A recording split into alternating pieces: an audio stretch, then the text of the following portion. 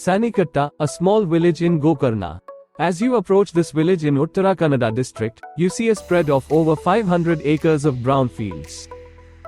The fields are brown not because of drought but because the most basic ingredient you use in your cooking is drying in the sun: salt.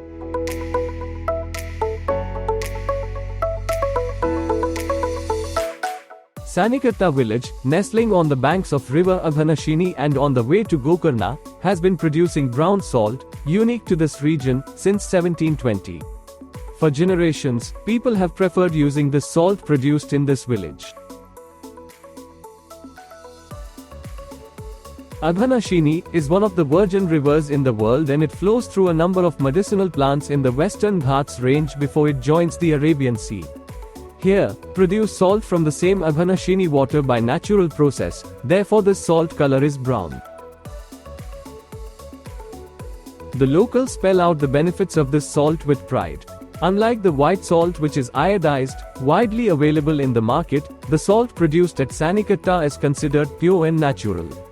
Though there is a natural tendency to go for white salt, the market for Sanikatta salt has not come down in the last 300 years, they say. People who know about the importance of natural salt still do not wish to switch over to other salts that are processed with chemicals. Many Ayurveda clinics too advise their patients to use Sanikatta salt.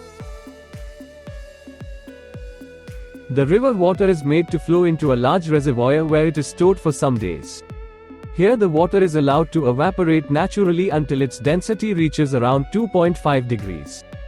During September, salt pans measuring 100 x 20 feet are made in over 400 acres. The pans are cleaned of scum and rubble and in the last week of September water from the reservoir is made to flow into them. It takes around 20 days for this water to evaporate and the density to reach 20 degrees. This water is then released into condensers to form crystals. This process involves a lot of skill, which only experts can do. The salt we consume should have a density of 27 degrees. Salt harvesting takes place from the end of January until the end of May. The harvested salt is stored in the storehouses. Since the whole process makes use of natural energy, the brown salt has a unique natural taste, unlike the white salt which is processed using chemicals and bleaching agents. Earlier, villages used to produce salt individually. But in 1952, the salt producers came under the banner of Nagarbil Salt Owners Cooperative Society, Sanikatta. Till date, the cooperative society has been producing thousands of tons of salt every year and selling it at a reasonable price.